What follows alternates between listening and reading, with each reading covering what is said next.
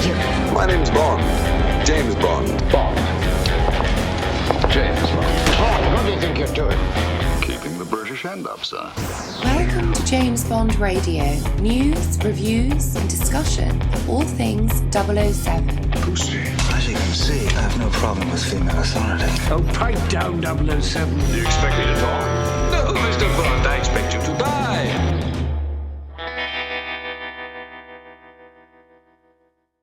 Hello and welcome to episode 3 of James Bond Radio. I'm Tom Sears and I've got my good buddy Chris. Say hello, Chris.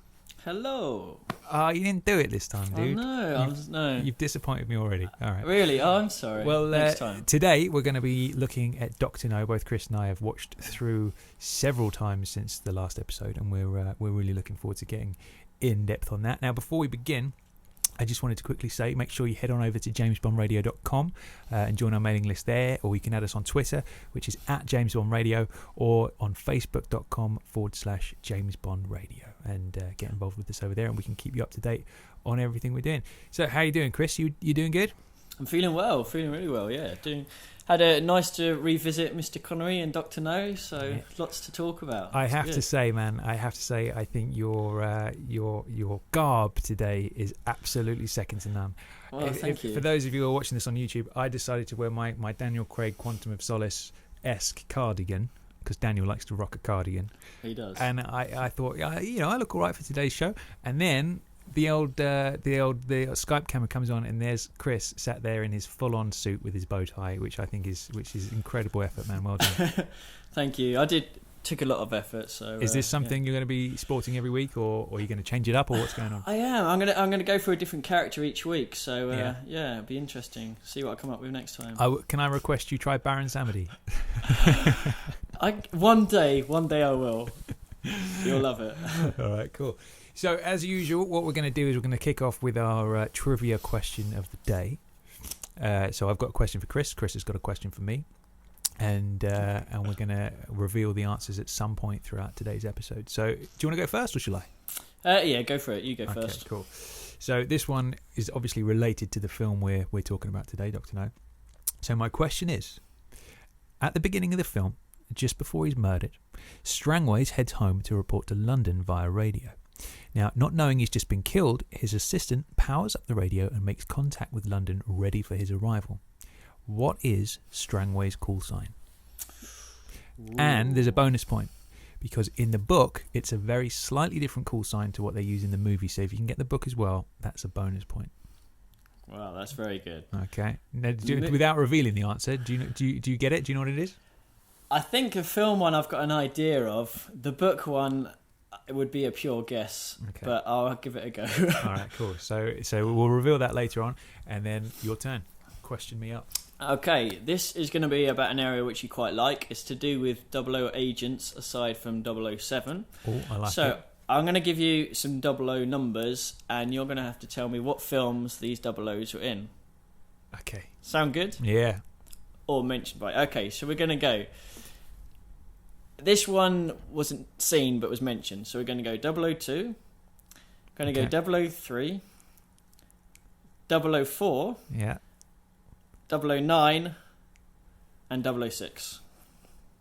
Okay, I think I know 2 of those. That's good. Yeah, which isn't bad. I'm not good at that, I'm not good at that, but that's a very good question. I reckon you'll get them. So that's 5 00s, isn't it? 2, 3, 4, 6, and 9. Yeah. Okay, cool. I'm going to think about that, and then we'll reveal the answers to those later on. Okay, good stuff. Good questions today. Tough ones. So we talked a little bit last time about potential hidden Fleming titles, didn't we, that haven't been used yet? Yeah. Maybe it's like I mentioned last time, the world is not enough being the coat of arms motto for the Bond family and On Her Majesty's, which was obviously used for the world is not enough. And I've discovered another one. Have you had a look? Have you come up with anything?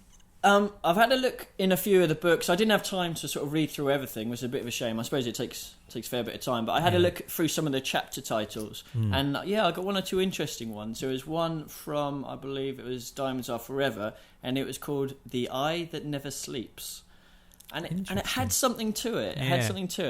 Yeah, I think that's you've got like.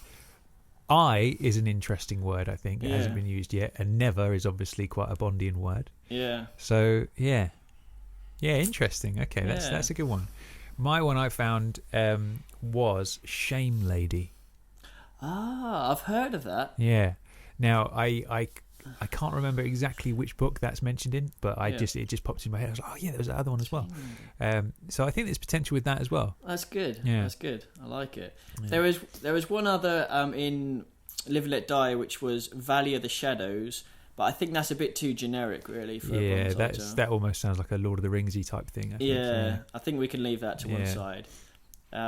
The Undertaker's Wind. You know, that was going to be Live and Let Die's alternative title. Yeah. Imagine if it had been. But yeah, I think back in those days, you couldn't take the piss out of that title as much as you possibly could today. Yeah, absolutely. But yeah, it'd be if they went for that, I'd be surprised. But it'd be good. Yeah. Cool. There was another one that you talked about before called Beyond the Ice. Do you remember that? Yeah, that was the working title for Die Another Day, wasn't it? Yeah, and I quite like that. I don't even know who came up with it in the end. I think it was one of those things that you just hear on the grapevine, but I quite liked it. I thought it was a good title. I always thought because there's the Gardner book, isn't there, Icebreaker? Yeah, that's which I think is a good title. And I mean, in a lot of those books, there are some really cool titles. I mean, like some of the Hickson ones are really good. Like I know you and I both love By Royal Command. I think that's a brilliant title for a book. Like it's so good. I mean, that would be an amazing title for a Bond film. Yeah, it's just so good. For the benefit of our listeners, I'm a rabid Charlie Higson fan. I didn't like the idea of young Bond when I heard about it, and then I got Silverfin, the first book for Christmas one year, and grudgingly read it. And then within the first 3 chapters, I was like, actually, this is brilliant. And I actually consider Charlie to be the best of the continuation writers. He just gets it. He really, really does. So I think that's an episode for a future podcast completely, because there's tons to be spoken about there. But I think, like, you know, from the Gardner titles, Icebreaker is a good one. No One Lives Forever is another good one. He's got a lot of good titles in there. But I doubt they'll ever be used. But it's an interesting thought nonetheless. Yeah, good. Now, this next bit I'm very excited about. I'm really excited about this. Now, I think we mentioned this in either episode 2 or episode 1. After Quantum of Solace came out back in 2008, it's scary thinking that's like 6 years ago now. Long time. You went to see it in Cardiff, and I went to see it down here on the Isle of Wight. And I remember the night before I went to see it, you'd seen it that night, and I remember seeing a little post on Facebook from you just saying, "Oh no, how could they get this so wrong after they got the last one so right?" And at that moment, my heart dropped a little bit, and I immediately called you. Like, what's going on? And you said, "I'm not telling you anything, just go and see it tomorrow and see what you think." And then I came out just somewhat disappointed with Quantum, obviously, as a lot of people were. And Chris, in his fury, he decided to pen a letter to Eon Productions, to Michael G, and to Mickey G, and Barbara. Good old Babs. And good old Chris, he's dug it out for us to share on today's episode. So without further ado, Chris, let's hear what you said to them, and then we'll discuss what their response was afterwards. Okay, great. Well, it's a bit longer than I had initially rememred, so we've got time, dude. Take your time. We have got time. And in all honesty, I haven't actually read it since I sent it, I think, and that's dated as the 31st of October 2008. So, dear Babs and Mickey G. Actually, Barbara and Michael, but it would have been good if I had done Babs and Mickey G, but I didn't have the balls then. Okay, here we go. I realise the chances of this letter actually getting through to you and you having the time to read it is verging on the impossible. But as I feel so vehemently about the subject, I think it deserves to be written in any case. I'm about the most passionate Bond film fan you're ever likely to meet, and last night I watched the Cardiff premiere of Quantum of Solace. Before the film, my friend, who had already heard some of the reviews, told me not to have my expectations too high, because Casino Royale had set the bar above all others, so nothing would ever be on par with it. His words, however, did absolutely nothing to sway my enthusiasm, having watched Casino Royale for the umpteenth time the previous night, but little did I know that I'd be agreeing with him later that evening. I was immediately struck by the lack of a gun barrel sequence.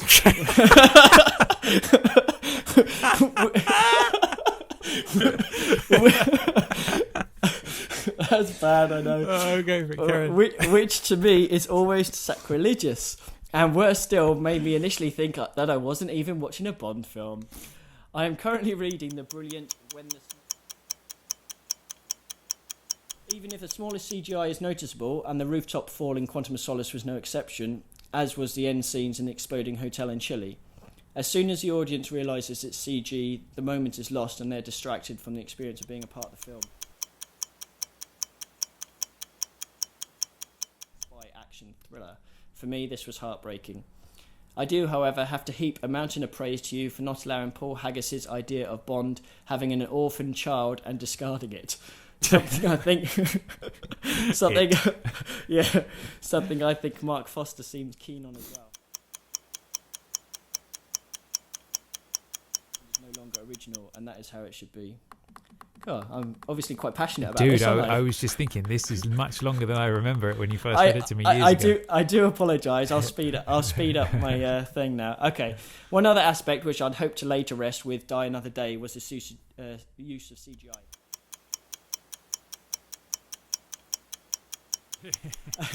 I think ultimately the disappointment with Quantum of Solace has to come down to the script. But what I can't gather is how, after the brilliant script that was Casino Royale, can the same writers come up...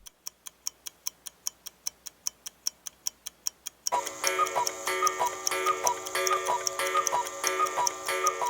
speak on behalf of every Bond fan out there when I say that we wish Eon Productions every hope and show in the world once again that nobody does it better. Yours sincerely, with the utmost amount of admiration and respect, Chris. Dude. So there we go. Not long at all, was it? How long did it take for you to write that epic thing? I honestly don't know. I think I must have written it that night or the night after or something like that. But What we'll do is we'll if you email that to me, I'll post it up on the Facebook page so people can peruse it at their leisure. But yeah, that you must have been furious after Quantum to write something that lengthy. I think it was just the main reason was Casino Royale, as you know, we both know, was such a good film, and it was almost setting up a trap for itself, you know, in terms of how could it compare. And obviously it just didn't happen. Now, what myself and all of our legions of listeners are probably wondering is, well, obviously, Babs and Mickey G read that. So, what was their response? Like, they must have got back to you. Yeah, of course they did. Yeah, they invited me down to Pinewood, and I had a day in an Aston Martin nice. that Babs drove. Yeah, and Mickey G sort of took me out for some vodka martinis. So we had a really good time together. I felt we bonded. So yeah, and what really happened? I received a letter from Eon solicitors saying, "Thank you for your letter, but unfortunately we do not accept unsolicited material. Goodbye." Not quite the same, but never contact us again. Stay away from us. You have been blacklisted. So the thing is, you probably realise that we are two of millions and millions of hardcore Bond lunatic fans. Yeah. The amount of mail they must get, it boggles the mind. You know, but yeah, I find that very funny. Just all that effort you would have gone to write that entire letter, and then you just get the blanket brick wall response. But, I think it's like self-therapy is what it was. I think, if you got something, people say, write it down, it helps. So I guess that's what I must have needed to do. You just got it out of your system and you could move on. Yeah, that was it. Yeah. Cool. Well, good stuff. All right, then. So I think we should probably crack on and talk about a bit of Dr. No, shouldn't we? Oh, yeah, definitely. Okay, so my initial thoughts is I hadn't watched Dr. No in a long time. And in all truth, it's probably one of those that I wouldn't, one of the least likely ones for me to put on. If I'm going to sit down and be like, I'm going to watch a Bond, I probably wouldn't choose that one because I've sort of always felt to some level that it's good and I love it, but it just sort of, I don't know, it seems very different in terms of production value to the other Bonds. It seems like an older film. Now, what happened quite nicely is, like I say, I recently picked up the Bond 50 Blu-ray box set, and the visuals on those are incredible. Like, you can see the pores on everybody's faces. It's just they're just amazing prints of the movie. And I watched it, and I just completely fell in love with it all over again from start to finish. I mean, I just think it's the ultimate representation of Bond as an introduction. I mean, it just doesn't get any better. There's so much iconic stuff packed into that one film when they didn't even realise what they had on their hands. Yeah. And considering they made it on a shoestring, basically, for a movie like that. I mean, I remember one of the producers saying that they literally made a $5 million movie for $1 million. So how they cut those corners and still made it look so good, I don't know. But how was your feelings about Dr. No pre-watching? Pre-watching, well, I'd seen it probably more recent than you. So I've garnered a lot more respect for it in recent years. But same as you, back, when I'm a bit younger and everything, it wasn't quite the fastest Bond. It didn't have as much production value, like you mentioned, like the big stunts or the this, that, or the other. So I wasn't quite appreciative of it when I was younger. But you got to take into account it's the first one.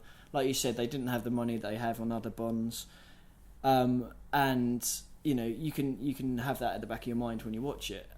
But now I watch it and I'm the same as you. I just look at it. Sean Connery, just nails every scene. He does, doesn't he? Every single scene, he's just on it, completely. And it was a joy to watch. And the villain as well. There's not a weak performance from Sean in that film. When I watched Man with the Golden Gun recently, like I was saying, how some of the acting was quite wooden, especially the bit with the belly dancer and the golden bullet in the belly button.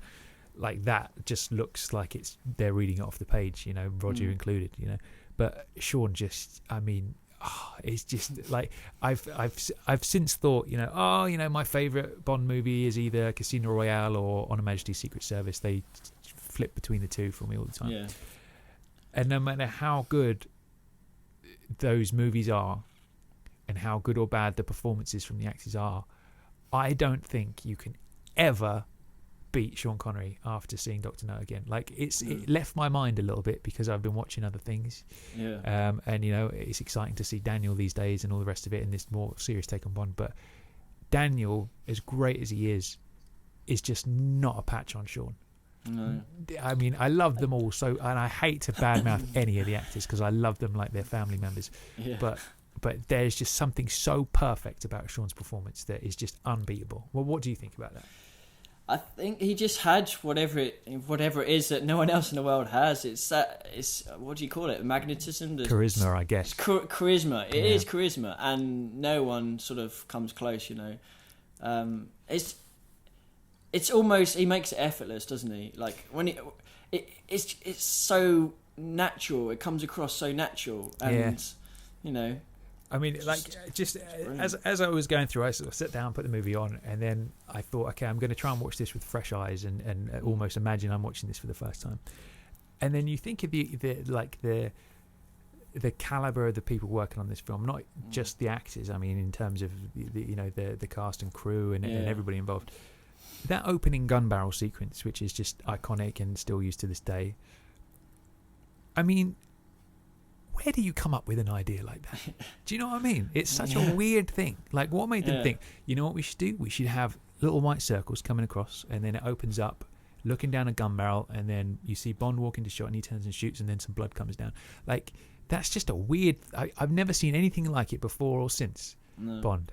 But it's such an amazing concept that works so well. It's just incredible. But I tell you what I found amusing is that usually you've got the Bond theme kicks in and the white circles kind of scroll across, but this time you've got that weird sound, haven't you? That kind of thing. I really like it. And I'd completely forgotten about that. I was like, what the hell is going on there? And then obviously you have the gun barrel and the title sequence, which is basically like a crude version of what it would become, with the silhouetted girls and all that kind of stuff. But it was interesting, wasn't it? How they just cobbled together 3 different pieces of music as the title song. Yeah. And I'd forgotten that as well. It's starts off with the Bond theme, and then you get that weird thing with all the bongos in the middle, and then you got a bit of Underneath the Mango Tree. 3 Blind Mice. And 3 Blind Mice. And then, 3 Blind Mice? I mean, what is that? I know. Yeah. Strange. So it's already in the film, we've got 2 timeless, iconic things before the film has even started. You've got the gun barrel and you've got the title sequence, and it's just that's it. It's just set up from that moment on to be amazing. How did you feel about the opening part? Yeah, I think it's great. The little piece of music that you mentioned, I think is really good. In fact, I think they brought it in on Die Another Day as a subtle reference in a scene somewhere. Oh, did they? Yeah, you'll have to look out for that, which is quite cool. I tried trying to forget that film even exists, but I was thinking the other day maybe I should revisit it at some point. We will. We'll have to at some point. Yeah, exactly. I thought it was great. The music as well. You got to love the music, because back then, that sort of sound obviously had never been created before, but no one had heard anything like that. The way that it was orchestrated, the way it was put together, like people were saying, it just had such energy, and it does, and it, it gets right into you, and I still feel that the one, I almost feel like the Bond theme is a perfect piece of music. It really is, because it sums up who Bond is immediately, and whenever I hear it, I always, without failure, get goosebumps on my arms. Like I just can't not. It's just there's some magic formula in there that just absolutely nails it. So that's a good start in my book for something like that. You got these two amazing things, and then we get into the story. Now, the kind of the opening plot is obviously you got Strangways in Jamaica. He's about to radio back to London, and he gets murdered and all the rest of it. I feel like the three blind men, or not blind as they are, they're almost like the very first Bond henchmen. Like the weird thing is, I almost forgot about them. Like I never think about them as the typical Bond henchmen. Like you don't put them with Odd Job or Jaws or anything like that. No. But again, like, where else have you seen something that cool and different? Three dudes walking along with white canes, blind supposedly, also being hitmen. Like, they're sort of like the unsung Bond villains in my book. I love it. I think it's great. Yeah, it's an original idea, and I think it works really well. Yeah. Now, I think probably the next scene, part after that, is probably my favourite scene of the whole film. I mean, it's just too perfect. It's too perfect. It's too good. I don't deserve to look at it. It's that good, right? Now, you've got the casino scene, okay? And I love, and I wish they'd have done this with Casino Royale as well. I love the fact that you just don't see Bond's face for a little while. You've got him versus Sylvia Trench at the I guess it's Baccarat they're playing, isn't it? Chemin de Fer. Chemin de Fer, that's it. And she's chatting away, and you just see the shot over his shoulder with just his hand on the cards, and you see him from behind and stuff, which was a conscious decision. They'd copied that from another movie. That's I right. Yeah. And then just that moment when he says the immortal line, the timing of that is so perfect. Yeah. It's just unbelievable, and it's like just the way he sat there at the casino table, the facial expressions, his whole body language, just his movements. It says several things. I don't give a shit about anything, and I'm the coolest motherfucker in the whole world. Like, just in that one moment, you get all of that. Do you know what I mean? Pulls it off so well. Yeah, it's incredible. Yeah, and I think they were saying that when he delivers the line initially, they tried it a few variations. Obviously not in terms of the actual line itself, but what he was doing at the time, and he tried a couple of times, and it was good. But when he paused, so he did his Bond, did the Leiter, then James Bond. Yeah. That's when they kind of knew. Wow, okay, that's really good, and it's. I mean, it is probably the most iconic scene in the whole of cinema history. I think it is. so. And I mean, again, already we've had 3 iconic things within the first 5 minutes of the film. Not even 5 minutes. You know, it's incredible. And again, it harks back to that sort of like days gone by. Like we've. I mean, do you know what the scary thing is? Is I'm 31, right? Yeah. And Sean Connery was 31 when they filmed Dr. No, right? Yeah. And he just. I mean, that's shocking. Like I mean, he looks older for some reason, but I think that generation is just so different to our generation. Like, there's just an element of like class, and just there's some magic that sort of generation of people had. And just that image of him sat at the casino at the card table is just second to none in my view. I think the way that they've set the scene as well, it's, you know, it just displayed so much for the character. I know they went through everything. What should he wear? You know, what should he have? Should he have cufflinks or buttons? You know, what cigarette case or everything like this.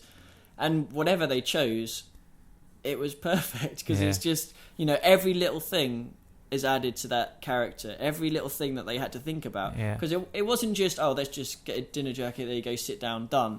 They had to think about everything, and that's why it works so well. I think there's a huge amount of attention to detail, isn't it? Because you would imagine Bond would have cufflinks, but they had special shirts tailored where it was buttons, because obviously he might need to take his shirt off quickly and all that kind of stuff. And what I found really interesting is that really, when it comes to the cinematic Bond, we've got as much to thank the Terence Young, the director, for as we do anybody else, like Fleming included.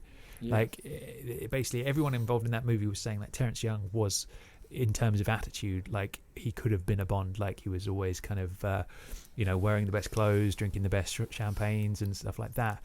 And that Sean Connery was actually like a real diamond in the rough in those days. Like he wasn't as couth as one might imagine a Bond would be. And Terence Young literally took him under his wing and took him to Savile Row, got him the right suits, sort of tutored him on how to have the class and the kind of the poise of somebody like Bond, which is pretty incredible, really. Or somebody like him. Yeah, exactly. Yeah, completely. But I remember as well, there's this scene a little bit later after he arrives at the airport, where he does the line when the chauffeur comes. They pull up to a government house. The chauffeur's dead in the back of the car, and he jumps out and he says, "Make sure he doesn't get away," and walks in. And that was the first time they'd done that. The first time they'd done like a quippy one-liner. And that wasn't planned. And it was like they'd done that, and then they thought that works so well, let's inject it more throughout the script. So this, because you look in the books and that stuff's not there. The quippy one-liners don't exist. So that was the genesis of Bond as we know him throughout the rest of the entire series. All of the little one-liners, you know, I think they're on their way to a funeral and all that kind of stuff. Like that wouldn't have happened without Terence Young, you know. And it's that is such an integral part of what everybody knows about Bond. And there it is, straight away, film number one. Done and dusted. But it's completely, I think, without, you imagine what sort of film it would have been if it had been someone else directing it. It would have been completely different. Bond would have been completely different. You know, did 3 of the first 4 Bonds, obviously, and he just put his stamp on it, and superb, I think. But now I've got a question. Yo, go for it. Now this might be a hole in my knowledge, and I know you're kind of, you've got a more of a encyclopedic Bond knowledge than I do. Sometimes. But you've got the scene with M where he says you're not allowed to use your Beretta anymore, Bond. Yeah. Last time you used it, it jammed on you. You spent 6 months in hospital. Right. What was that mission? I think it was the one in Casino Royale where he fights a guy in the bathroom, and then it's they obviously, that's how he got his 00. Maybe I don't know. But that's way before the events of Dr. No, isn't it? Though that's the thing. Yeah. And like because like in Casino. Well, that doesn't. Well, the first 2 kills he has in the books are different to what they give you in Casino, isn't it? Yeah. But I just wonder whether is that something I've forgotten about the previous book, because the previous book was From Russia with Love, wasn't it? If I remember correctly. Yeah. And then at the end, obviously, you've got the the famous poison shoe and him blacking out, and it was like, is Bond dead? Is he alive? So is he referring to that? Did Bond's gun jam trying to shoot her? Yeah, that's an interesting point. I don't know. That's something I never really contemplated before. But yeah, or is that just a mission we never saw or never heard anything about? I'd always assumed it was just something which we didn't know about. Because I suppose narratively with the films, obviously that was the first film. So, yeah. But going back to the books, and maybe if that line is in the book, then it probably does relate to From Russia with Love, the novel. That's interesting. I'm going to have to research that. I'm going to have to reread Dr. No, and we'll have a look. Yeah, we'll have a look. One thing I do like about this movie is the overuse of the Bond theme. Like, have you noticed how it happens every 5 minutes? All he's got to do is like say his name or walk along the street or get arrive in a at car, an airport. arrive at get an in a airport. car. You've got the Bond theme playing, and I want more of that. Like, there's nothing better to me than Bond doing something cool and the Bond theme playing at the same time. Yeah. And it's underused drastically these days, I think. But in Doctor No, it's like it's pretty much all they had. It was that and Underneath the Mango Tree, so they tried to splice the two in as much as they possibly could.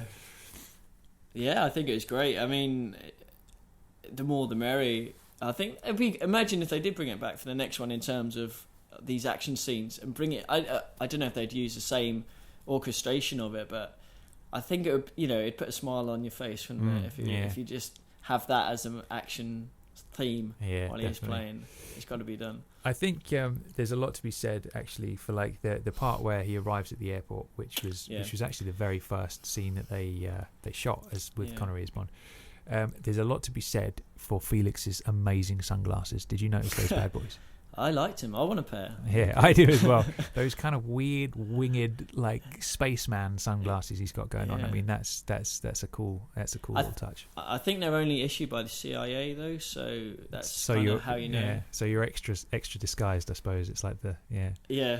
So how do you feel about Jack Lord as Felix? I think he's probably the best. Felix Leiter for me. Well, if not, he's one of the best without a doubt. I've heard someone say that he was almost too cool in the role, and so they didn't bring him back for Goldfinger. Yeah. I don't know if that was the case, but he was certainly right up there in terms of almost level with Sean in terms of the coolness that he had. I guess. Yeah, of course, he was the big star at the time, wasn't he, for Hawaii Five-0? Yeah. And it was almost like he should have had a higher billing than Sean almost, because people knew Jack Lord and they didn't know Sean Connery at the time. But do you think he compares well to the other guys like?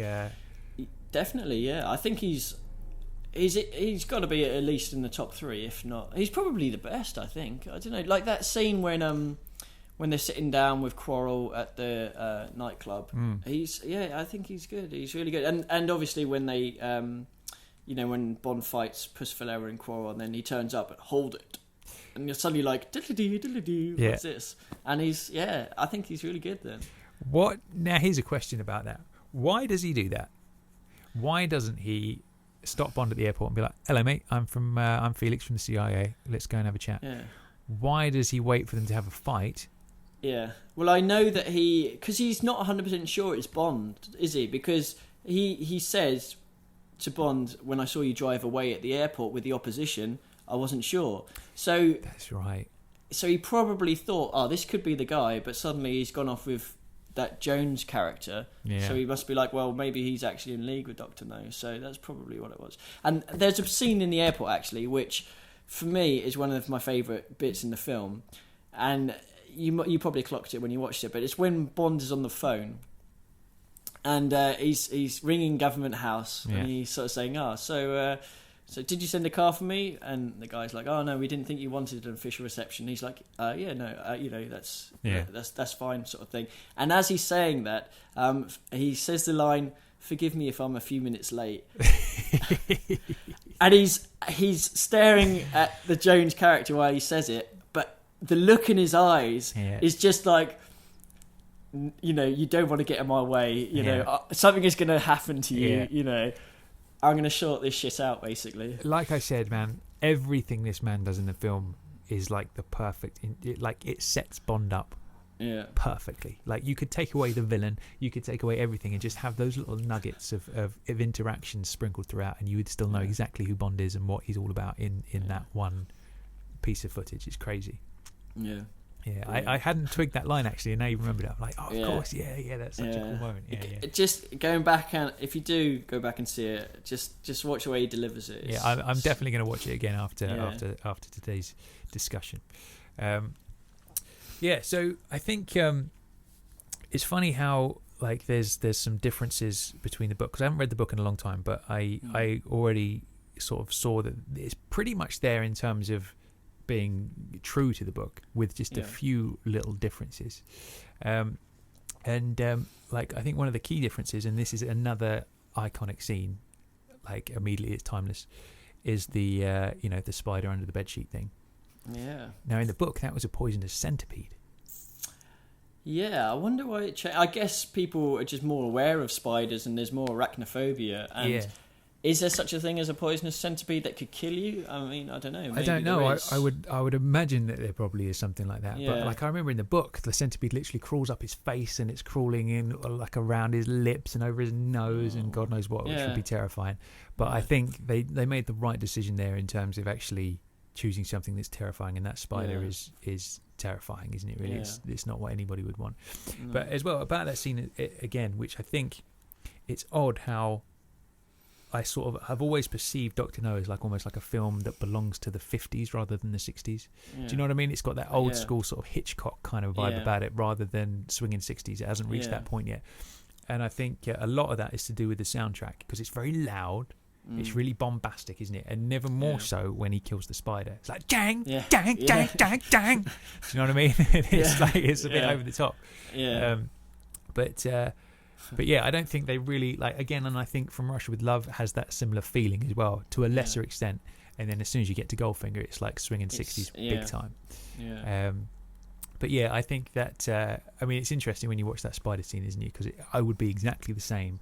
Sean was like, I'm not having that spider on me. It's not touching me, and you can see him pressed up against the glass and all that kind of stuff as the spider crawls through. But yeah, again, I think that definitely ranks up there as like a top 10 or top 20 iconic Bond moment from the series, don't you think? Yeah, I think so. Especially from that film, without a doubt. Yeah, I think it's like the first because the three blind men, supposedly blind men, they try and assassinate him a few times. Try and shoot him a couple of times, and they just can't get him, can they? No, they're not. Not quite as lucky as they should be, and obviously with a hearse and everything.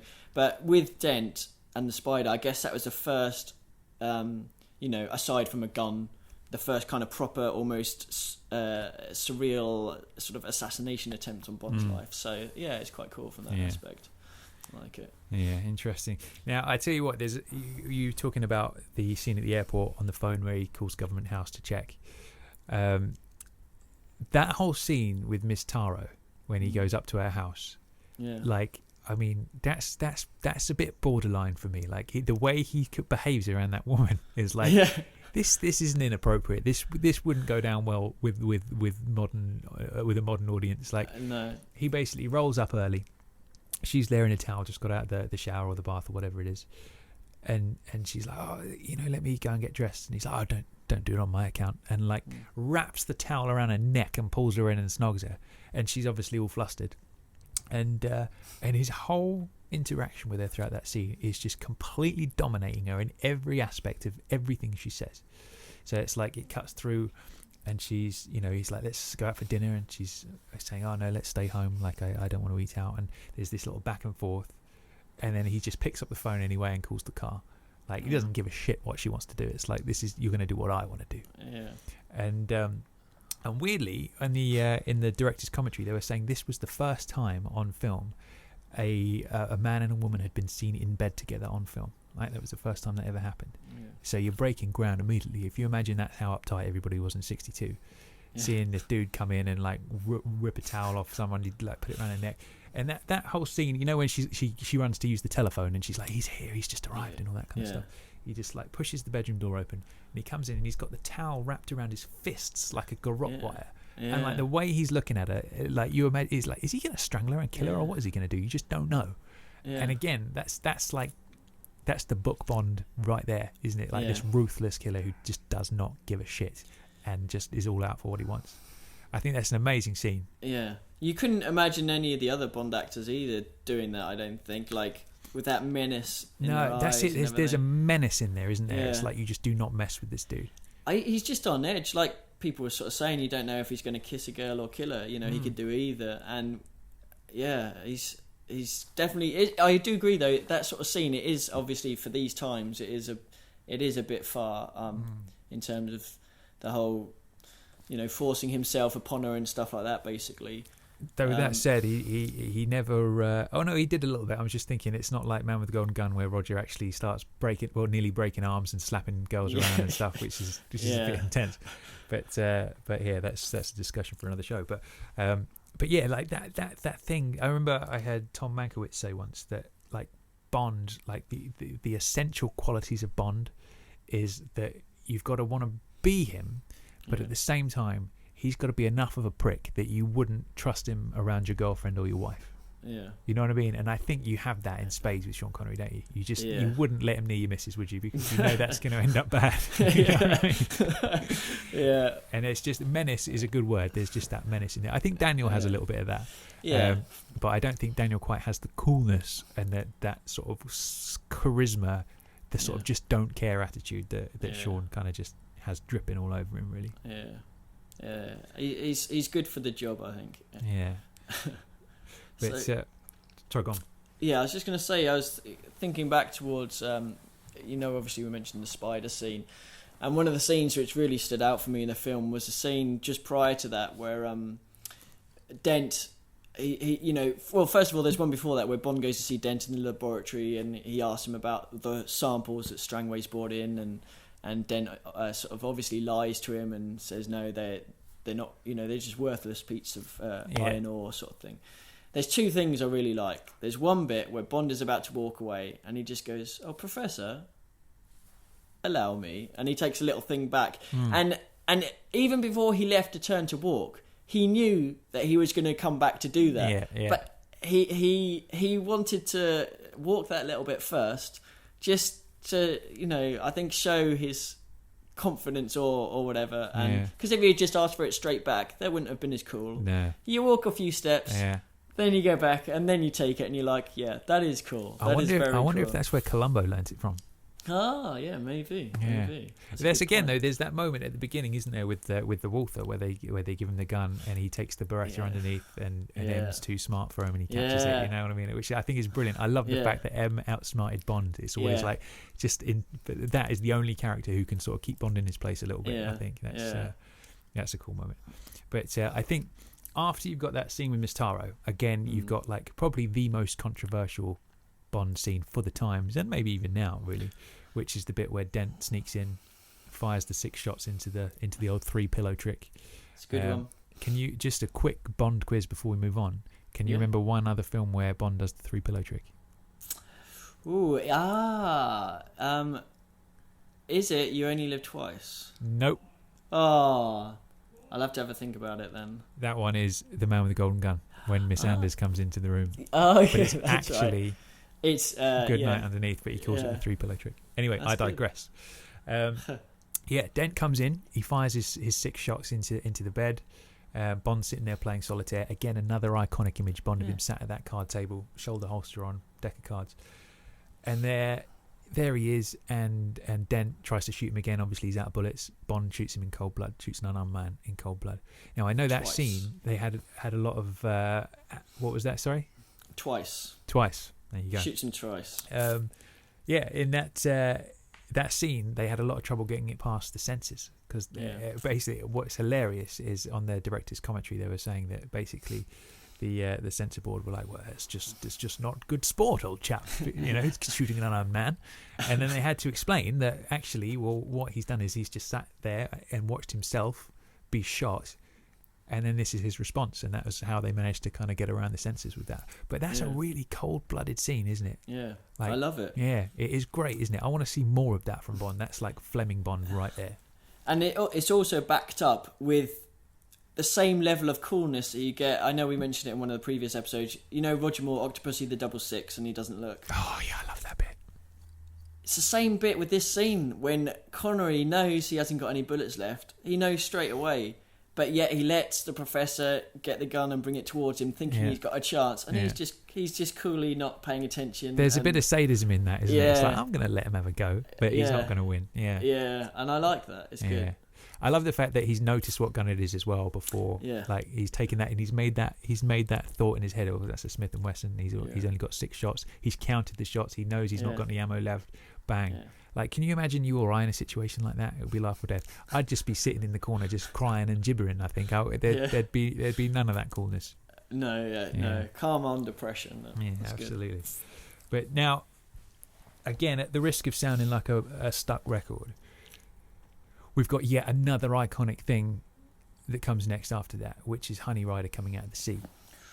That's a good one. Now, whenever we talk about Bond girls, there's always the risk of it turning into like this just testosterone-fueled grunt fest where we just start dribbling and stuff like that, which is always a danger, and it's not really fair on our listeners, I would say. No, it's not pretty, especially either. if we have any lady listeners. But again, is there a more iconic scene in cinema than that moment when she comes out of the water? It's got to be up there, isn't it? Yeah. If it is, it's Bond's intro line earlier on in the same film. But yeah, that is that the first time sort of bikinis were shown on film, or not? It could be. I don't know, to be honest. But that's worth looking into, because I can't. If it had happened before, it can't have been that long before. No, I don't think so. But it's kind of like, I suppose they're doing every man's dream, aren't they? In terms of, you're waking up on a paradise beach, you hear this little nice tune, you're wondering what the hell it is, and then you see this sort of Venus walking out the sea, and it's kind of like a classic image, isn't it? Yeah. Yeah. The thing is, though, obviously in the book she was actually naked, wasn't she? She was starkers coming out of the sea, which would have been a nice touch. But I'm not going to go too far on that point. But especially back in '62, that wouldn't have happened. But I tell you what else I really enjoy, and I kind of wish this happened more. Underneath the mango tree, Bond that was singing. really good. Thanks, man. Bond singing. We've never seen it before or since. Has he sung it? No, I don't think he has he? I want some more Bond singing. Hopefully in Bond 24, he does a bit karaoke or something. Yeah, get Danny Boy on it. Yeah, that would be good. But again, he carries that off. That could have been awful. Yeah. No, he's actually got. Yeah, he does sound quite good, and I guess it's Monica Vandersel who's singing as well, who does the voiceover. Yeah, absolutely. Yeah, I mean that's an interesting point, isn't it? That Honey Rider, Ursula, they didn't realise, they just basically booked her for the job on the strength of a photograph of her. They'd never met her, they never heard her speak, they didn't know she could act even. And then she shows up to set and she can barely speak English, so they had to overdub her entire part, which I think is amazing. I think a lot of those early Bonds were dubbed. Yeah. And I think I've never seen dubbing skills quite that amazing before. Usually with a lot of films you can just tell. With the early Bonds, especially for that long ago, 50 years ago, they're so cleanly dubbed, it's unbelievable. I would even Goldfinger was dubbed, and I didn't know that until recently. You just don't notice. It's incredible. Yeah, same here. I mean, I don't even know if do they still do that these days, or do they just everyone can Yeah, I guess they just there's just no need these days. But an awful lot of actors in the early films were dubbed, weren't they? It's insane. Which I feel harks back to the whole CGI debate, in the sense that should be the same thing. Yeah. Like, if you can tell it's dubbed, don't do it, or do it better. If you can tell it's CGI, don't do it. Do you know what I mean? I think it's the same thing. But it's incredible for some films for that old, for the dubbing to be so good. Yeah, it's pretty incredible, really. Well, there's a lot of the women and quite a lot of the villains as well, I think, were dubbed. So yeah, it's good. Now, I made an observation during this segment of the film, right, which is Quarrel. Right. Yeah. Now, I love Quarrel. I think he's like the perfect Fleming-esque kind of sidekick for Bond.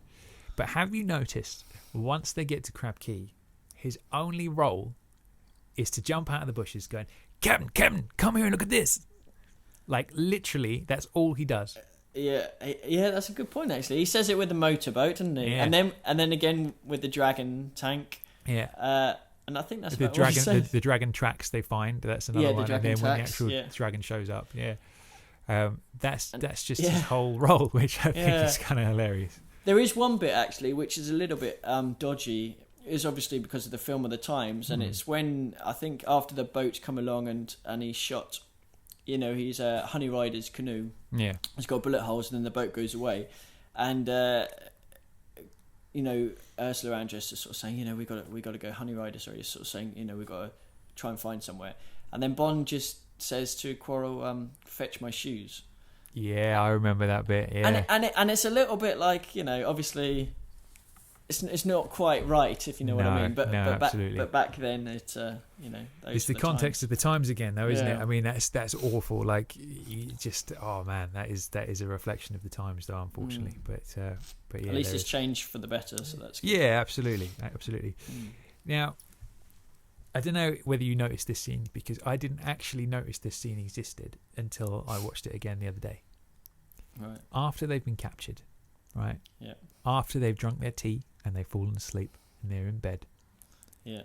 In the middle of the night, Dr. No comes in walks across the room and lifts up the bedsheet and has a little old look at Bond underneath the bedsheets. What on earth is going on there? I actually think it's really good. I love it. It's kind of like a mirror image of Bond's intro, because obviously you never get to see Dr. No's face, you just see him. And I think the thing behind that scene is, well, it gives you a bit of an iconic intro to Dr. No. You know, you got the music, you see his metal hands for the first time, and it's like, whoa, what the hell is this going on? But it's kind of like, well, this guy, like he says later on in the film, has caused me so much time and effort and money and whatever else. You know, he's damaged his organisation. No one else has ever done that. He needs to see him when he's vulnerable, because if he's awake and whatever, he wants that kind of power over him, so that he's sleeping, so he knows he can't do anything, and it's just him getting that upper hand, just to see him while he doesn't know. That's interesting. I hadn't thought about it like that, because I've often thought, what's the point in drugging them? He's already got them in captivity. He's already got them prisoner.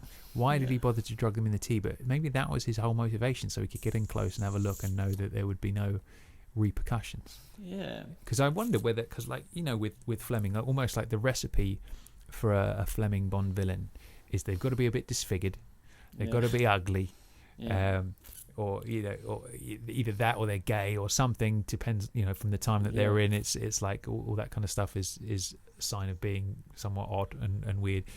And I wonder whether like is Dr. No, is that like is that is a really interesting point, because that's never crossed my mind at all. Never. But now you mention it, you could really like put something on that, couldn't you? Yeah, because again, Le Chiffre was meant to be bisexual, wasn't he? And I didn't even know that. Yeah, and then they apparently they made a very subtle reference to it in the film, which I've yet to see what that is. But he was meant to be bisexual. You've got Silver, obviously, which isn't the Fleming villain, but he's very much of the classic villain mold, I think. Yeah, definitely. And all that kind of stuff. So I think it's just one of those, you know, weird, racist, homophobic quirks that Fleming had in droves in those days. So I often wonder whether that was the point. But I think I like yours better. I think that's what it was. Like drug Bond, get him out of the way, and he just wants to come and size him up when he's at his most vulnerable. Yeah, that's what I'd always thought. But interesting point though. Yeah, interesting. Yeah. Did you notice? Do you know the story behind the painting in Dr. No's base? Yes, it's a good one. Tell us the story, Chris. Well, it all boils down to one of the scriptwriters, Joanna Harwood, who came on board with Dick Maybaum, who wrote the script as well. And basically, they were doing the design for Dr. No's apartment, and, you know, Ken Adam, obviously we can talk about him in a minute, because there's a lot to be said for him and that film. Yeah. So he gave his designs, they started building it, and obviously in the lead up to the film, the Goya portrait was stolen of Wellington, and it was Joanna Harwood's idea to sort of say, well, why not? Why doesn't he have it? You know, it's just that extra little touch, that extra little bit of class for the villain. Because again, it's never mentioned. It's just like when it's time for dinner and Bond's going to go and sit down, he just stops and he just catches it and looks and then moves on, which I love all that kind of stuff. Is that the same thing in Skyfall with that painting? You know, the scene just before they have the fight with the sniper. Is that a famous painting as well that's been stolen? Maybe I don't know whether that's like a little nod. Maybe we stumbled across something. No, that's a good point. I'm not sure actually. It looked familiar, but I'm not sure. Interesting. I have to look into it. Yeah, I like that scene when they're at dinner. There's that kind of same thing again where, you know, the guards drag off Honey and Bond goes to, like, you know, stop them, and then Dr. No's spotted that he's picked up the knife off the table and he's like put it back, which is again, it harks back to the Walther PPK with the Beretta at the beginning. And I like the sort of power sort of mix there, in the sense that he's too clever for that. He's not gonna sit back and sort of let Bond strong arm him and things like that. He's very aware. And I think that's a subtle point of, like, to show you how deadly Dr. No is as a villain. I think that was a nice little touch. You get to see all sides to him, because, you know, obviously in the way that he's articulate and he's talking about science, so he's a clever man. He's got all that background. He can read Bond without Bond knowing, like the bread knife incident. So you got the sort of mental capacity and everything like that, and then he shows his physical power when he picks up the statue of the Buddha and crushes it in his hand. Yeah. So now Bond knows that he's not as clever as Dr. No. He's not as strong as Dr. No. Yeah. He's like basically trapped as well, and you know the situation isn't looking good. So it's a really nice build up of the villain, and it sets the tone basically for all future Bond villains, I think. I mean, there's quite a few Bond villains who like crushing things in their hands, isn't there? You've got Oddjob with the golf ball. You've got I forgot his name. The dude in Octopussy crushing the dice. Gobinder, his name is. That's it. Yeah. But it's interesting, like things like that. Usually, as a sort of casual fan of movies, you don't really notice these things. But it's almost like shots like that when you think about it. Like, you know, the opening shot of Star Wars where you've got the huge ship just going on for ages and ages and ages, shooting the tiny little ship that Princess Leia's on. That one shot sets up the whole story almost, in the sense that you've got the Empire who are huge and powerful, and you've got the rebels who are tiny and very very weak, and it's just like, you don't, unless you think about that, you're like, I didn't, you know what I mean? It has that effect on you, and you just don't notice the skill in something that's not even been said. It's just something that's on the screen that just sets everything up perfectly. And those things about Dr. No there you've just reeled off do that perfectly, don't they? They just set the scene of how dangerous this guy is and how precarious Bond's situation is. Yeah, I think so. And he also brings in the dining well and the living well, and you know, the $1 million, the cost of the aquarium. $1 million. I love it. And obviously, again, that was another way he knows what Bond is thinking. So that's another sort of thing that he has on him. Yeah, that's true. Yeah. So, you know, this guy is not to be messed with. That's true. I'm going to have to watch this film again now, because I've got more insight into it. Because it's like they're looking at the fish through the window. Yeah. $1 million, Mr. Bond. You're wondering what it cost, and Bond's like, as a matter of fact, I was. Yeah, that's interesting. I'm gonna have to go back and watch this again for a third time this week. Now I think there's something unbelievably cool about air vents, don't you think? Definitely. I want to spend a lot of time crawling through air vents. Have you ever done it before? Do you know what, Chris? I have. Oh, wow. Yeah. Okay. Well, now I highly recommend. I mentioned I've been here before, but the International Spy Museum in Washington DC is incredible. Like, you could literally spend days there if you wanted to. Now there's a little section where you go, and I will admit it's meant for children, and I was the only adult in there. But it was too good an opportunity to miss. It was a lifelong ambition. You climb up these little stairs, and there's an air vent. You crawl through. And then as you're crawling through the little tunnel, there's like the events on the walls, and you can look out and see the exhibition and the people walking around. Wow. And there's like a little challenge when you go in there of like sounds to listen out for, and like trying not to touch sensors and stuff so that you don't trip off alarms and all that kind of stuff. And then you climb out the other end. Like I say, I was the only adult in there. Everyone else was like 5.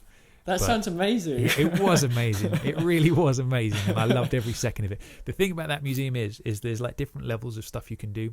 And there's even like a almost like an audio headphone thing that you can take with you, and they give you missions to do around the city. So you leave the actual museum and you go to like landmarks to find things, and it's almost like, I mean, I didn't. We were with friends, so I couldn't put them through that, but I truly wanted to. Well, I tell you what, next time I'll go with you, and we'll sort it out. We'll spend a week there, dude. Yeah, it'll be amazing. I'm going to hold you to that. Yeah, we'll do a special report from the museum. Okay, so that scene where he's in the prison cell and he breaks out through the air vent, like there's that real sort of claustrophobic nature of kind of what he's doing. But some things I noticed, you've got those weird sound effects, like what are they? What's that all about? It's an interesting one. I know the sound guy Norman Wanstall. I love how you know this level of detail, right? Because I would have just said the sound guy, whereas he's Norman Wanstall. That's good stuff, man. Yeah, but he's one of only the few people to have won an Oscar for Bond. So he won good lad. Won an Oscar on Goldfinger for his sound. So he did all right.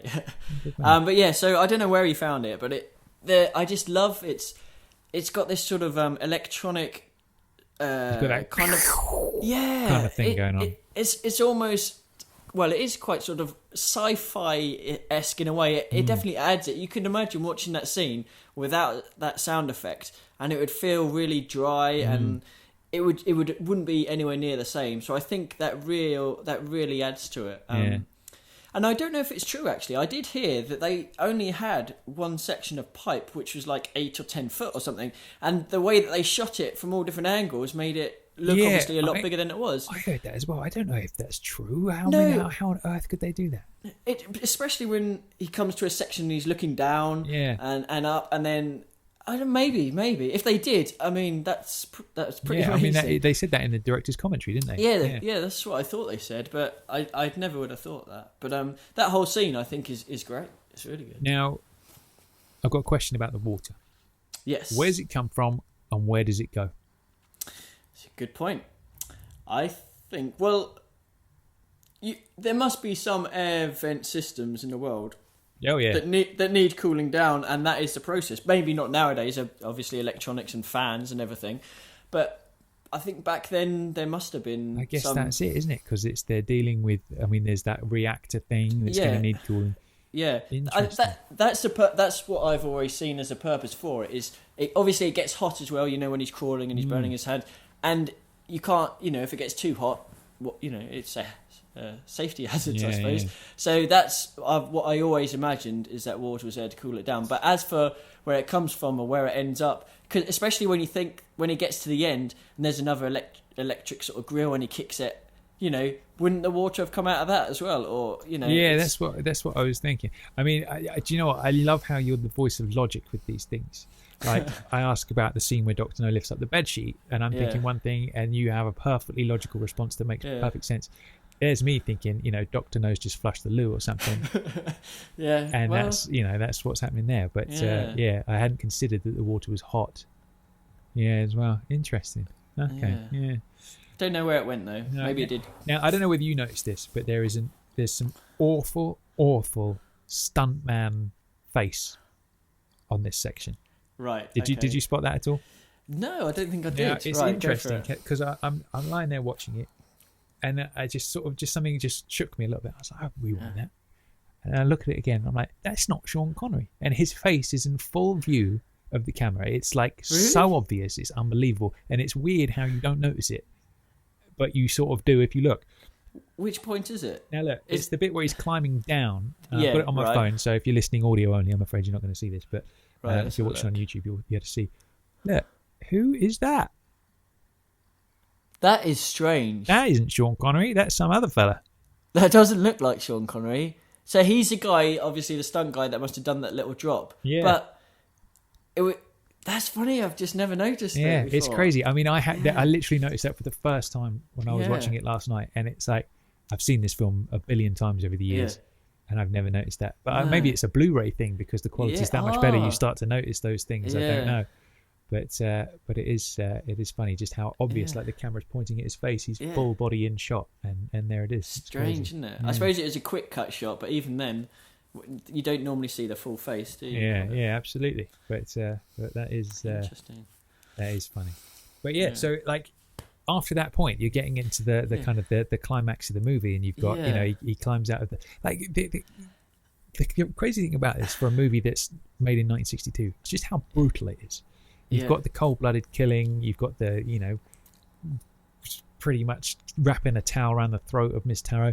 He climbs out of that air vent, marches straight over to the guy in his weird radioactive Dr. Brown suit, and just strangles him. Yeah. Right there on camera. Like, knowing how the censors are bad these days with fights and stuff, and that's why they have to do that awful choppy cutting so you can't actually see punches connecting and all that kind of stuff. Yeah. For 1962, over 52 years ago, to see him actually, like, strangle somebody out, it's quite a big deal, isn't it, really? Yeah, I think so. It just adds again to that type of Bond back then. And he did what he had to do.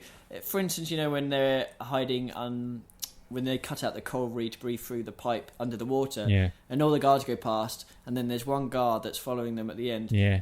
They could have just sat there for another 15 minutes until he passed, but it's like, no, I'm going to kill this guy. Make sure. I'd forgotten about that. So he does take pleasure, because I know in some things Roger Moore was like, Bond doesn't like killing, and I think in some of the books he might have said Bond doesn't like killing. Yeah. But Sean Connery's Bond does like he's it. got a bit of a taste for it, hasn't yeah, he? I think there is something about it that you can see he clearly enjoys. Yeah. And yeah, that's Sean. I noticed in that scene, actually, that's another thing I noticed on the Blu-ray, which I hadn't noticed before. Yeah. In that scene where they're walking down the river, you can clearly see Connery's tattoos on his forearms. Oh, okay. Yeah, and I was like, is that just like a weird smudge or something? And then I looked up close, and clear as day, like on his forearms. I don't know what the tattoos are, but you can totally see them. Yeah, Mum and Dad and something to do with Scotland, or a big probably. anchor or something like Popeye. Yeah.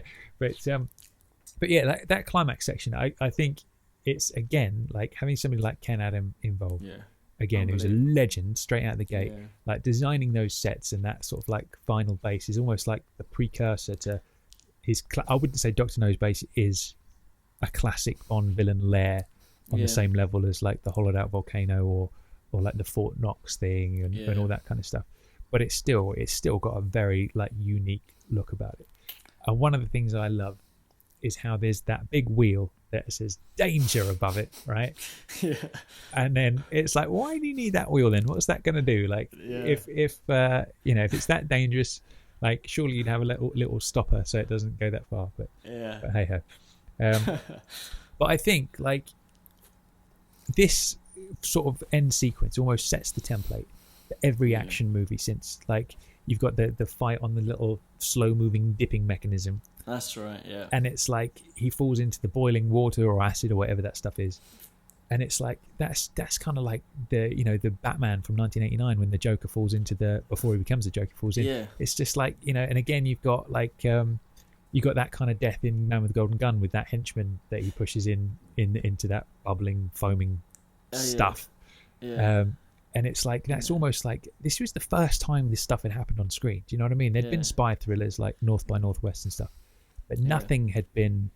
This is almost like the beginning of. It's like the Beatles in terms of music. Do you know what I mean? Yeah. It's like they just opened up a whole new world of music, and this is the same for action movies. It's like the template almost. Yeah, and it was hard for us to really appreciate that because obviously we weren't there at the time. Yeah.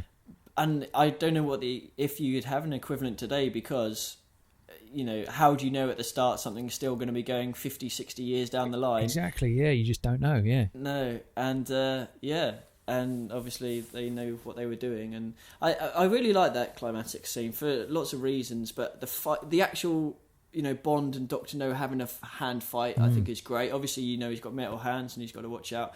And those, although they're kind of like a pro for him, meaning he's got these strong metal hands, it's obviously the reason for his demise as well because they can't hold on.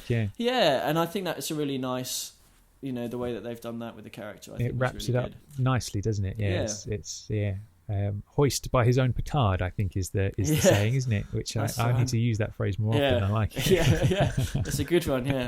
Yeah. There was one thing which I found quite amusing is that the guy, when he comes out of the air vent and he strangles him or whatever, and then he gets his uniform, and then Dr. No is like, "Oh, where's Chang?" And his mate's like, "Oh, he's just behind you." And you turn around, and I know they're not a full figure face, but there's enough of like a bit here, and probably he's like 6'3" Scotsman compared to possibly he's not like so a foot tall, taller than Chang. Yeah. And it's There's that Austin Powers joke, isn't there? That it's like you blink and you miss it, but like in the first Austin Powers movie, when they break into Dr. Evil's factory or whatever it is, and it's like this massive tall woman and like this short fat dude go into a bathroom, and they go in there and you hear like the and then they come out and their outfits fit perfectly. It's like it's that kind of thing, which is quite funny. But yeah, no, I think Dr. No is one of those like. He's a really strong villain, and I just haven't given him due attention just because the film is literally so old that I didn't sort of rank it alongside the other ones. But it's like he's a physical threat and he's a psychological threat as well. And I think he's almost like the perfect Bond villain. And he's got his physical disability, which Fleming used to like to throw into his villains. I think and brilliantly played as well. Yeah, and he's got his little minions running around, which, that kind of is a classic villain thing nowadays, isn't it? He didn't have a monorail, though, which I was a little bit disappointed that is a shame. about. I think that's where the budget ran out. Yeah. They would have had one otherwise, I think. But, in fact, I did a little research after I watched it, and the bauxite mine, which was his base, is still there. Like that dock where they all jump off into the sea at the end, it still looks exactly the same. It's different colour, it's not red. But, so it's like, man, we need to do a world tour of Bond locations. We really do. Without a doubt. We'll do San Francisco, we'll do the spy thing, and then we'll hop over to Jamaica. There's so many in Jamaica that you can go see, so that's got to be done. Yeah, I'd tell you what, actually, I'll throw in a quick story. I went to the Bahamas for a week 2 or 3 years ago, and managed to track down the Ocean Club from Casino. And nice. Pulled up in the front part and the little roundabout section where he gets the DB5 and spins it around and drives around there. Yeah. Went to the beach where he comes out of the sea and all that kind of stuff. Did you reenact the same? I did. Well? I did. Yeah. With the same trunks and. I didn't have the trunks at the time, so I was just literally like in jeans and a t-shirt. I was like, do you know what? I'm going to strip down to my boxers and I'm going to do this. And my mate who was with me took a photograph.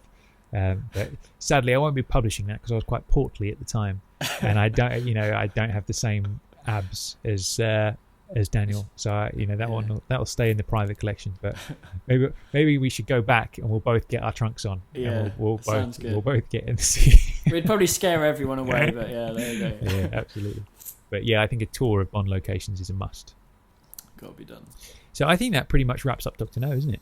Yeah, I mean, in terms of, we've pretty much gone through the majority of the film. I know one thing that you mentioned, Ken Adam. I mean, definitely got to say something about him, because if you think of the sets that he did for that film, obviously we talked about the big climatic set at the end, which is brilliant.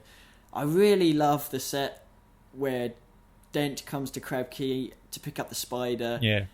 And you got like the domed roof. The dome, and just a single chair and the single table. And he did the obviously the cell, the really tiny thing with the before he goes into the tunnel, the air vent. He did so many cool sets. Obviously, Dr. No's apartment as well, and that man. I say probably aside from, if you put Connery and Terence Young as like the main people that have given that. Obviously, you got the producers as well. Yeah. Without it wouldn't have happened. But in terms of putting something towards the Bond films, I think Young and Connery have got to be up there. But I think Ken Adam is probably the next, because he creates that world. He created that world for Dr. No, and if it hadn't been for him, it just wouldn't have reached that level, I don't think. Yeah. In terms of what they were doing. I think I recall something about the window out into the sea where they see all the fish. There was something about that where they struggled to pull that off, and they ended up finding some footage of those little fish, and they actually changed the line. The minnows pretending they're whales, just like you on this island, Dr. No. Yeah. Because of that's all they could do at the time, like in the budget they had. And that spawned such an amazing line, like something that's a restriction. Yeah. Like all they could afford to do is get this footage of some crappy little fish magnified. Yeah. And it results in such a cool line that fits works perfectly. so well. Which again, I think it's like amazing how, like I think big budget isn't necessarily a good thing these days. It's like if you work within some restrictions, you can get some amazing stuff. It's getting as creative. A result of that. Yeah. But yeah, that's you got to love Ken. Like, if is Ken still alive? Yeah, he is. Yeah. I wonder how much he charged to build me a house. Like, I'm in no position to actually buy one, but if I was going to build a house from scratch, that's the dude I'd want to design it for me. So, would you have like Dr. No's living apartment as your living room, and then like I would definitely have that. Like, I would need. I would need a monorail for a start. Yeah, I was going to say, around the garden, definitely have a monorail. Going in from the outside into the house, around the kitchen table, have your breakfast, and then carry on around. Exactly. I mean, just imagine. I mean, I wonder what kind of house he lives in. I bet it's incredible. I bet it's pretty good. Yeah. Good old Ken. You can't knock a bit of Ken. Well, I think it's time to reveal the end of our trivia questions from the beginning of today's episode. Okay, great. Yeah, sounds good to me. So, I suppose I'll go first, as I asked the first question. So I'm going to repeat the question just for those who didn't catch it or can't remember. And the question relates to today's movie. So at the beginning of the film, just before Strangways is murdered, he heads home to report to London via radio. Now, not knowing he's just been killed, his assistant powers up the radio and makes contact with London, ready for his arrival. What is Strangway's call sign? And remember, it's slightly different in the book than it is to the movie. So if you can get both of these, you get bonus points. Any idea? Well, I won't be getting bonus points. I know that. I think I seem to remember it was something like W6N. Yeah, is it that's W6N? Absolutely, W6N. Yeah, that's right. In terms of the book, it'd have to be a complete guess. So I'm going to go W5M. No, I don't know. I honestly don't know. It's in the book. It's WXN. Ah, okay. Now, why they would change that, I don't know. I've got no idea. It's such a subtle difference. Maybe, I don't know why. But no, it's either way. That's clever. It's good. I like it. Cool. Okay, so we're on to the 00 numbers. Yep. So we'll start from the ground up and we'll go with 002. Now, with this one, we never actually see him, but he is referred to by name in one of the Bond films. Any ideas? I'm actually going to throw a little curveball on you on this one, Chris. And I'm going to give my answer to all of these questions as Thunderball. Ah, interesting. And I tell you what, you're absolutely right. That is an amazing answer. My God. Like, for you, for all our listeners who don't know, Thunderball, basically there's a scene in it where Bond obviously turns up late, as he normally does, and every 00 Now that we're all here, love that bit. Sorry. Every 00 man in the country, or is it all of Europe perhaps, I'm not sure, end up in this big room, and so pretty much all the 00s are there. So good answer. Here you go, thanks very much. But I will try and answer in the spirit of which it was originally asked. Okay. 002. He's mentioned, but you don't see him. I don't know. That one is the man with the golden gun, and his name is Bill Fairbanks. Yes. Yeah. And he died with a golden bullet that passed through him, apparently. Of course he did. And Excellent. ended up there. Yeah. Okay, next one. Okay, so 003.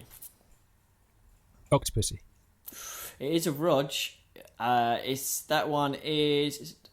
that one I think is A View to a Kill, when he's on the skiing and he's getting the little microchip. Well, that's bugging me up because I thought that was 009. So that's another question I've got wrong as well. Right. And then 004... They're all around the same sort of time, these, aren't they? They're all pretty much, that sort of... I think it was the 80s, they're into their 00s. I'm going to be rubbish at this. 004, is that... Something gets cut and that's how he dies. Living Daylights. Thank you for that clue. Do we know that's 004? Do we? How do we know that's 004? Because it said sort of later on in the film that they found that spionum note. Okay. I think it's 004. Isn't That's it? a good and one. then 009 is the only one that's left that you mentioned already. You did say 006, which is obvious. I know that's GoldenEye. Yeah. So we'll get that in there. I get 1 point. 009. Which is 009 then? That's the clown. In yeah. But it's funny, isn't it? They're all around the same time. But I definitely agree with you. I would like to see more 00s. Yeah, because it's always nice to see it, I think. Yeah, I think it's great. Weirdly, I remember in the... I always just assumed that it was like there was 9 or 10 00s. You know? But in the books, it said, I think it's 003, 007 and 0011. And there's only 3 of them. Yeah. In one of the Fleming books, which is, 0011, really? Yeah. Like, that's weird. It wouldn't sound right, would it? No, strange. But like I always assume, especially from that Thunderball scene when there's like 10 of them sat around, I just thought that there would be 10 00s, which is kind of odd. But then I guess there's however many that haven't been killed in the line of duty, so that's right. Whatever. Yeah. Maybe you get promoted to the top 10 if once your thing is gone. All right, you know what it's time for now, don't you? Hit me with it. It's time for our new segment, Bond Facts. Ooh, I like this. Sounds good. What have we got? Okay, so basically, we've got a lot of interesting Bond factoids for you, basically, which we're going to reel off. I'm going to start. I've got some, and you've got some as well. So basically, a lot of these are related to Dr. No, as that's what we're talking about today, but there's some other little nuggets of gold in there as well. Lovely. Far away. Number 1, set designer Ken Adam was one of only 2 German nationality pilots who fought on the British side against the Germans during World War II, which means if he had been captured, he would have been executed as a traitor rather than being treated as a prisoner of war. That is bravery. Now, old Ken, like, even more of a legend than we originally thought, eh? Yeah. Germany, like flying against Germany, and he's German. And do you know what his nickname was during World War II while he was in the RAF? Go on. Heine the Tank Buster, because he used to dive bomb tanks and attack them from the air and he blew so many of them up that was his nickname. That's his nickname. I mean, you just can't get any more praise. He's just legend status throughout. Again, do you think anybody working on the latest crop of Bond films has a backstory like that? I doubt it. Maybe. Incredible. But I doubt it. Yeah. Number 2, Roger Moore was considered to play Bond as far back as Dr. No. That's an interesting one because I don't think a lot of people would have known that. No, really. he would have looked very young in those days. But then again, he's years older than Connery anyway, so he's a natural choice. Yeah, 3 years older, isn't he? I think so. Yeah. Number 3, the very first piece of film shot of Sean Connery as Bond was his arrival at the airport in Jamaica. Nice. Interesting. So next time you watch that scene, that's the very, very first piece of film as Bond. Number 4, which leads me on to my next Bond fact. I got a bit confused there. Number 4, that isn't actually Sean Connery in the gun barrel at the beginning of Dr. No. It's stuntman Bob Simmons. Oh, and how many films did he do? I don't know. I bet you know the answer to that. Possibly. 3. Yeah. Oh, well, good guess. Yeah, nice. People on YouTube know that wasn't a guess. But yeah. Number 5, when Ian Fleming visited the set of Dr. No, he was so taken by Ursula Andress, as we would all be, that he mentioned her in his next book, On Her Majesty's Secret Service. So you'll have to look out for that next time you're reading the book. Yeah. Number 6, the camera girl who tries to take a photo of Bond at the airport when he arrives in Jamaica wasn't actually an actress. She was actually a flight attendant who Terence Young noticed, thought she was beautiful, and asked her to be in the film. Wouldn't you love that job? Yeah, Turn up at an airport, just see a beautiful girl. Would you like to be in a film? Yeah. All right then. That's pretty good. Number 7, Lois Maxwell, who we all know as our longest-serving Moneypenny, was originally offered the part of Sylvia Trench, but she turned it down as she didn't like the look of the scene where Bond finds Trench playing golf, somewhat scantily clad in his hotel room. Trench was originally meant to be Bond's part-time girlfriend in the first 6 movies, so she chose the right one there. Yeah, it's good because obviously she's only in 2, Sylvia Trench, in the end. That's something I didn't know, that they were. She was going to be in the first 6. So. Yeah. Well, I'd tell you something interesting on the director's commentary. Lois Maxwell was saying that in her mind she created a backstory between her and Bond, and she liked to think that back in the day when he was like a low-serving agent or whatever he was before he became 00, he was working in the tea room or whatever, and she was like a new recruit into the thing. Yeah. And at some time they probably drove off into the country and stayed at a cottage for a weekend and had a little bit of fun. But she knew that if she fell in love with him, that he would break her heart. And he knew that if he fell in love with her, he would never get his 00 and never achieve his goals. So I think that's good. Like, obviously that's not official, but that's from Lois's mouth. So, I say that's good enough for me. Yeah, that's definitely good enough for me too.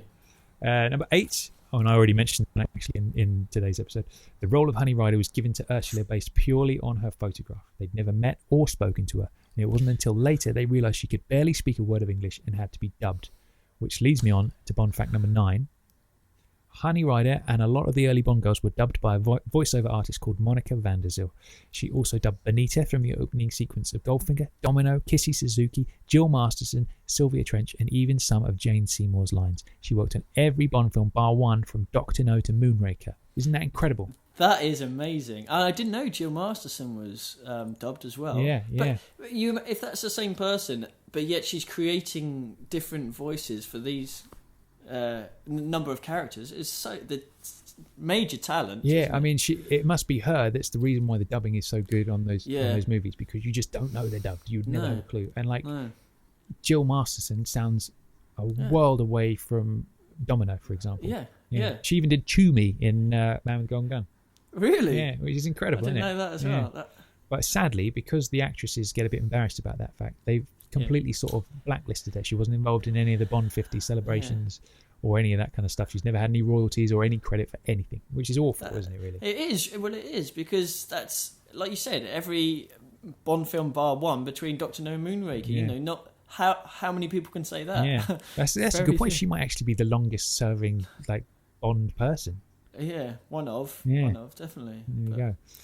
And my final one, Dr. No had a budget of $1.2 million and grossed over $20 million at the box office when it was released. That's a good one. Pretty good return on investment, that, isn't it? Eh?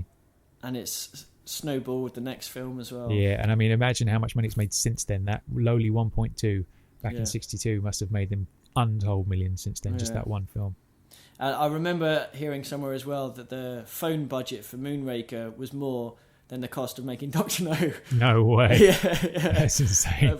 So yeah, crazy stuff. That's crazy stuff. Just one thing, going back on one of those facts that you mentioned, obviously about Ursula Andress and being picked purely on the photo. And I have seen the photo, and it is a very, very good photo. Oh, I want to see this photo. Yeah, it's black t-shirt, black sort of wet t-shirt thing. Very, very good photo. I don't actually personally have a copy, but I have seen it. But could you imagine that happening nowadays? Like, it just wouldn't happen, would it? No, it's just that's again, it's like the George Lazenby thing, isn't it? It's just an echo of a time gone by that would never happen again in this day and age, isn't it? It just wouldn't happen. Yeah.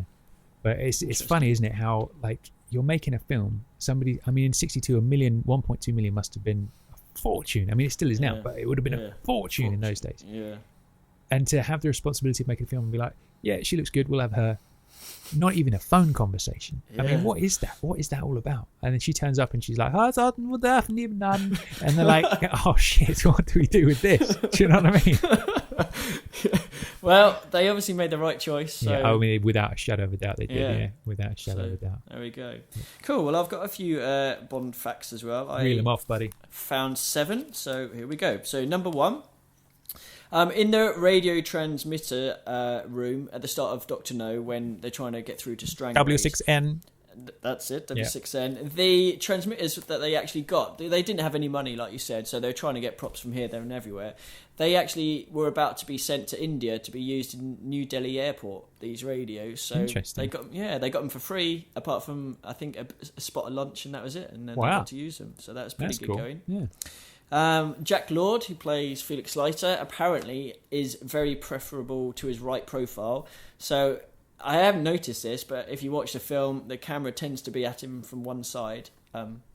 So I'm going to watch it. Actually, I'm going to watch it again tonight after this conversation. I'm going to look out for that. That's interesting. Yeah, interesting one. That. This is something which is quite good. Peter Hunter, obviously the editor of the film, used a technique with the photographer girl. When she took a photo, the camera didn't have a flash. All he did was add in one single white frame, and basically, obviously, when it's played, it looked like it was a flash. So this camera, didn't use. So that's that was incredible. Quite interesting. Yeah. Yeah, just one single frame. Again, I'm going to have to look out for that when I watch it again. Yeah. The set with a spider in the bedroom. 2 of those shots were actually done with a set when it was vertical, because they couldn't get the spider to move how they wanted. So the bed was actually on the wall, and Sean Connery was standing while he was pretending to be asleep for apparently a couple of those shots. Interesting. This one I quite like. The white silk dressing gown that Miss Tara used. Was actually director Terence Young's, and they just cut a little bit off the bottom, and apparently she still has it. It's a very nice dressing gown. I like it. Yeah, I think I might get myself one of those. I quite liked it.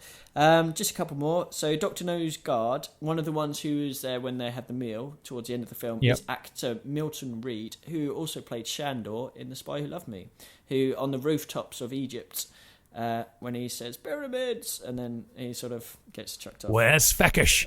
Yeah. Pyramids! Oh, that's got to be a quote for later, but anyway. And then just finally, Connery, they did a promo tour around Europe, and when they were in Italy, every place that they went, Connery was given like a blonde, a brunette, and a redhead to go around with him for the sort of perfect set. Nice work if you can get it. Nice work, yeah. And one of the Italian journalists, upon spotting that, came up with the phrase "Mr. Kiss, Kiss, Bang, Bang." And there it is. And there it is. So yeah, all my Bond facts there for you. Bond facts. There we go. That's going to be a regular segment from now on in. I like it. It's going to be good. Yeah. It's going to be good. I tell you one thing which we mentioned, which I really can't wait to hear again, is it's quote time. Guess the quote. Now, I know you had an amazing one last time, so I really, and I'm sure our audience agrees, we'd love to hear it again. All right. Well, I suppose, everybody's been waiting with bated breath before hearing the answer, so I should introduce this by repeating my quote. Definitely. And in case you're not aware and you didn't get what the quote is, it actually relates to today's film, which was completely by luck. So here it goes. You wants for me to break her arm? So good. So good. Lay it on me, Chris. What's the answer? Is it Mr. Quarrel from Dr. No? It is indeed. And tell me the setting. Quarrel. When does he say it? he says it when they're at the bar, and he's got the photographer girl's arm behind her back, and she basically breaks a light bulb and scratches his face or something, doesn't he? And then that's it. Well, that's good. I love it. Really good. My really performance must have been that good that you know. I think it was down to my performance that allowed you to get that quote. Yeah, definitely the accent, and you just nailed it. Without it, I would have been lost at sea. But yeah. So come on in. It's your turn this week, dude. Right. Lay it on me. Let's have it. Now this one's going to be interesting. So right, I've got to try and prepare myself. Okay, here we go. I think it's time I went to change. So I'll try and do it again. Okay, I'm gonna.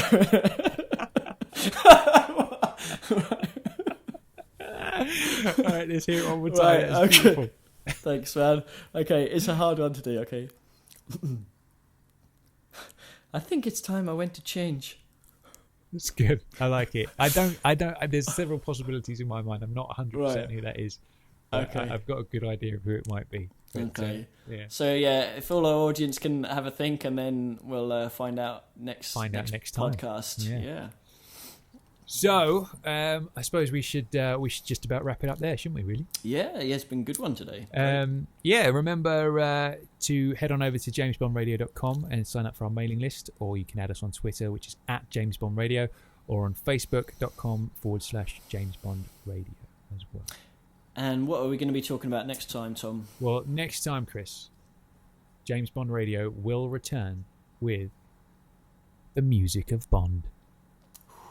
Excited already. Yeah, me too. We're going to look at some of the Bond songs that never were, the ones that were rejected for whatever reason, alternate versions, and all that kind of interesting stuff. So we're going to be playing DJ next time and playing a lot of music, which should be good fun. I know there's an Alice Cooper attempt at The Man with the Golden Gun that you're a big fan of. I actually that's a good one. There's a rather awful Johnny Cash version of Thunderball, which I don't even know what they were thinking there. And there's a ton of others as well, so that's going to be very exciting. Looking forward to it. Yeah, me too. All right, guys. I've been Tom Sears. I've been Chris Wright. We'll see you next time. Goodbye. Goodbye.